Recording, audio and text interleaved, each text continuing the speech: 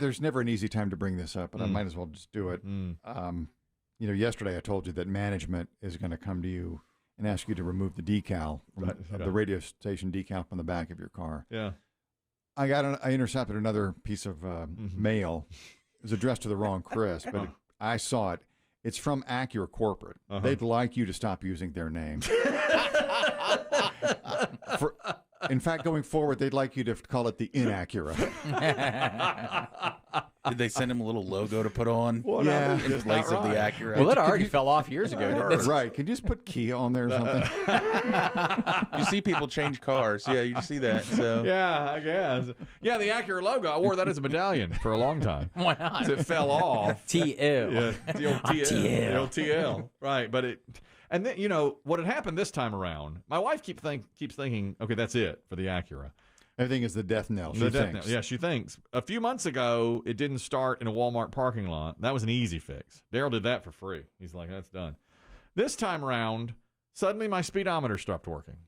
And I was afraid that it wouldn't pass inspection, which is coming up in a few months, although multiple people told me it would. Not to worry about that. Don't worry about it. But even still, without a speedometer, my wife said, she put her foot down and said, you can't drive without a speedometer.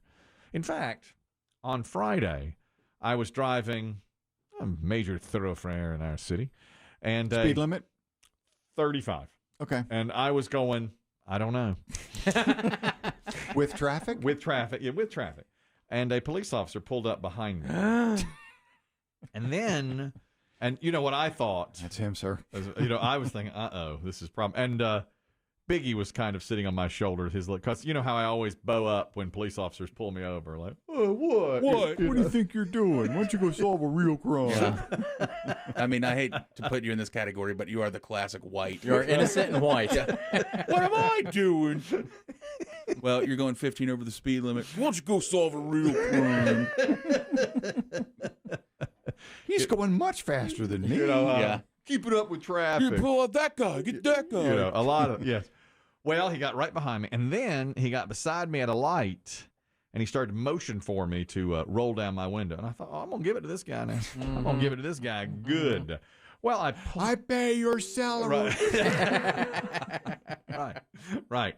And I rolled it down. He goes, I thought that was you. I recognized your car. I listen to your show every day. And I was like, oh, thanks. Thanks so much. He could not have been nicer, but I knew what he didn't know. My speedometer was faulty. Oh, he knew. I'm worried. Yeah, he knew. I thought he was going to say, what's going on with your speedometer? I mean, it read 0 all the time. So I took it to Daryl. That's my mechanic. The new sensor. Well, right. I had to. So that was the problem. He couldn't find the part. Even Daryl couldn't find the part. And a lot of P1 listeners came to my aid and said, try this website, try that website. And I found it. I got it. I ordered it myself. And they sent it to me. And I took it to Daryl and I said, I don't know. We're going to have to pray that this works. Because we weren't sure if it, Was there dust all over? It was used. It was a used part. Of course it is. They don't make them new. Of course. Can't find a new. I mean, it's a '98 Acura. Don't make anything new for that car. That was upsetting to me. So I got it out and there was grease all over it. And I said, "Look, Daryl, this thing's used." He's like, "Yeah, man. What'd you expect? Of course, it's used. Obviously, You want it greasy. right? It's got to be." And he goes, "It looks." He looks at it. He's like, "This is probably what I need. It looks pretty good." So that was to fix the speedometer. And then Daryl said, "Also, while you're in there, I'm going to go ahead and do a new starter for you because I have a hard time when it starts. It goes and then finally starts up." Well. Couldn't have gotten better news. I had to leave it for 2 or 3 hours. And when I came back, he goes, guess what? The starter was covered by warranty. Whose? When? Why? Where? The car from the junkyard's warranty? No, he had put another starter on it from Napa a few years earlier. And he goes, I forgot putting this baby on there. And he goes, this one's gone bad. And so he goes, I called Napa. I got your part for free. And so it was $100. So you just got, what, $150? $150 less than I thought it was going to be. I thought it was going to be like $350. It turned out I thought it was going to be $350. It turned out to be $200. How starters your car go through? Well, this is my third or fourth. I don't know. But Napa covers theirs. Good. And so he put in, so he's like, speedometer's working, starter's on, and she's, boy, Chester? Oh, yeah. It starts right up beautifully. Speed working? Perfect. So I got home. The miles ticking off now? Yeah. Odometer's working too. Are you sure it's working right? You didn't say 15 and you're going 40. There's so many definitions to the word right. Right, yeah, exactly. So when the cop pulls me over, I can say, what do you go solve the real, all that. Faulty equipment. So I get home, and my wife says, is it dead? I said, not only is it dead, it's got new life, and it cost me less money than I thought it was going to cost me. I just made $150. And I think now, in 3 months, she needs tires, and that's going to be Those ain't cheap. $500 probably for tires, for 4 tires. New ones. Easily. Well, I'm thinking about getting recaps or retreads. So she's telling me not to get the tires, and that's going to be our next huge argument. That is going to be a huge Can we argument. circle the date now? I'm going to go October. I'm going to say I'm going to say we're going to have another. Oh, you'll be in the football season. You'll be happy. Yeah. You'll weigh 30 pounds less. Fact. That's right. That's exactly right. Thank you. I'm going to be looking at my abs. Right. And I probably will, when we get in that argument, I'll say, look, if you want to get with this, pull up my shirt. Hey, listen, you want a Climb in that car. a little more of this. Now come on for a smooth ride on some new tires, sugar.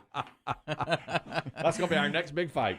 I'm ready for it, too. I'm right on my Yeah, Firestone. we're going to have a big fight on that thing in 3 months. That's exactly right. When you open your car door, your driver's side door, is there still a little plate on the inside of the door? Yes. That tells you what month and year Yes. that it came off the line? Yes. You should do a put up or shut up on that. Oh, on that date. Yep. On that, that's a good idea. Sometimes like it has the date. The Sometimes it actual just has date. the month. I'll have to look The at month that. and the year. Oh, I like that. Huh. On a Throwback Thursday, put up or shut up. It usually has the month. Well. Oh, God, it might be tomorrow. Just an idea. Might be Thursday that we're doing that. Could Who be. knows? May have already done it. Might have, exactly. How many years are we from you having to crawl through the window to get in? Well, actually, the door handles are limp. They Are stick they? out. They're loose. There's no like spring to them. So They don't go back in place. They don't go back in place. They stick out like flaps. So yeah, maybe. I just can't wait for you to get in NASCAR style. Yeah. And I'll have the frame to do it. I'm going to be slimming down. That's right. You Just squeeze the- right in there. because That's of the right. weight loss challenge and everything. Mhm. This is let's talk about being pulled over. A hero today. The Ohio State Highway Patrol recently shared dash cam footage from earlier, it was actually last month now, where a cop noticed a guy choking in his car. When he pulled him over for speeding. And then when he got to the car window, the guy was choking, and he gave him the Heimlich maneuver right on the side of the road. And the guy basically kind of threw up, and all the stuff came in. And he was choking on? Marijuana. He was eating it. Bag of weed or Bag just, of- raw Yeah, he was or eating it. bagged or unbagged? Unbagged, eating it raw, desperately trying to shove it into his mouth and swallow it Because of the cop. because of the cop, yeah. It almost begs the question, because if you watch TV or movies, that's what they always do. The kids, the people in the car start eating the drugs. That's right. Sometimes the cops will just zip right by and the weed will be gone. Yeah.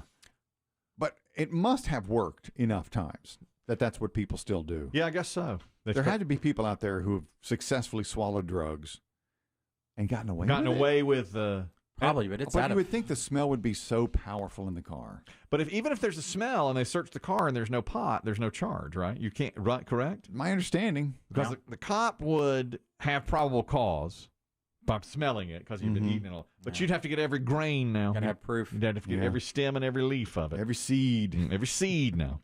Got to go No, down. but you can't have your pipe either, You can't have because that's paraphernalia. paraphernalia in the illegal states. Yeah, maybe. But you have rolling papers; they're legal because you could roll cigarettes with that. Yeah. Correct. So if you just had that, so this guy was on the side of the road, and the cop said, "I heard the footage of the camera, and he said, "Man, this is a misdemeanor. Why are you trying to? You almost killed yourself over a misdemeanor." Guy's shirtless. And he's like, "You got me, man." And he said, "Thank you so much." It's out of desperation. But for that one, but if you have multiples, that's, I mean, if this is like the second, And they treat you third like a time, well, maybe. then, it's 3 strikes, you're out or something. Probably. Maybe that's what he Yeah. was thinking. Yeah. But the cop said, "Don't do that again, man. This is nothing. That's desperation, man. This is marijuana." And he'd swallowed a bunch of it and then literally choked on it. What does it taste like?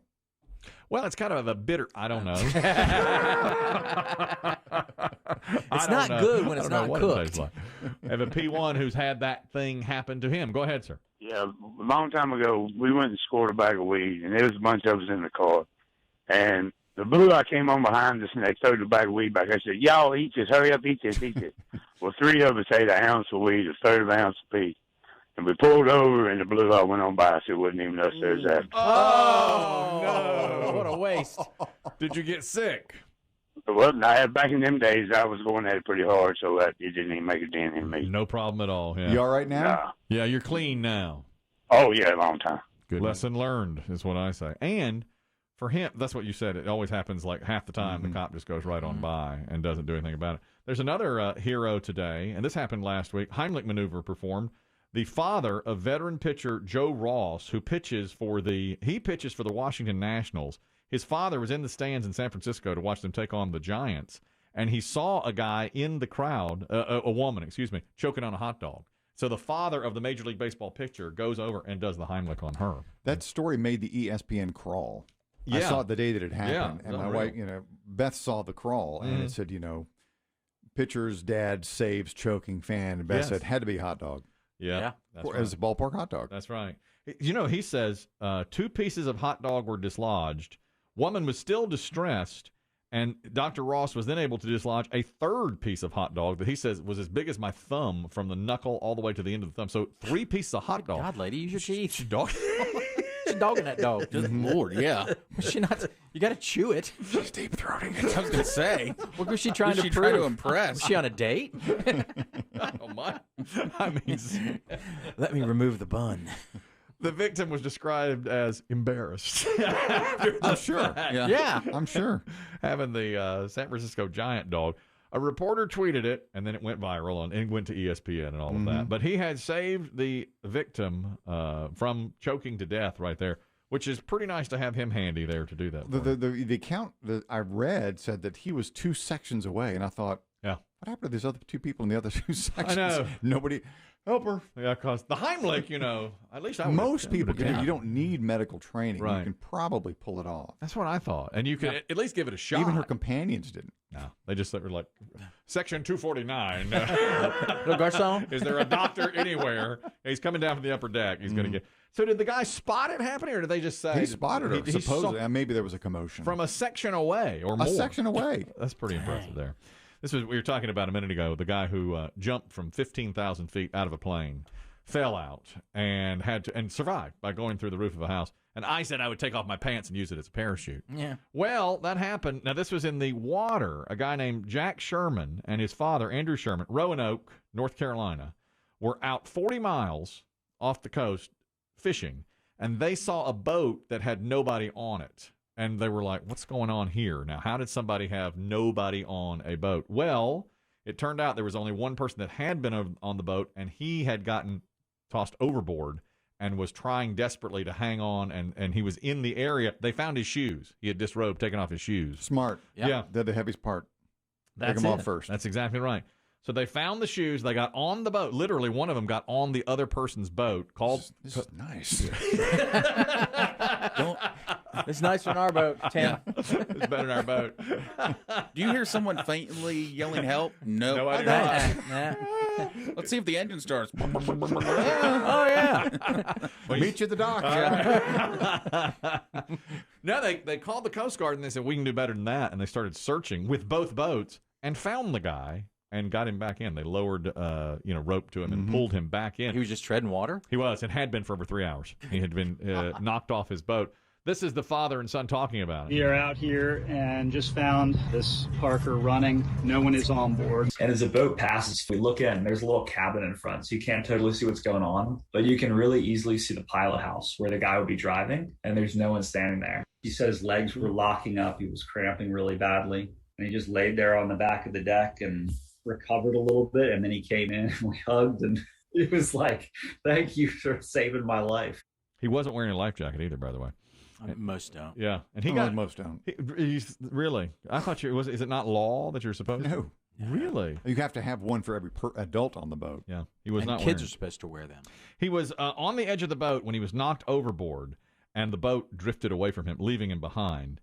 And he admits, I made major mistakes here, but usually I'm really good at this. But people online were saying you were unprepared. You should have had A, your life jacket on. B, there's nothing in the boat like to indicate that he was in distress. Although I don't know how he would have. How do you do it? How do you- Activate it once you're in the water. Once you're there. But the guys who rescued him said, we're going to be lifelong friends because of this.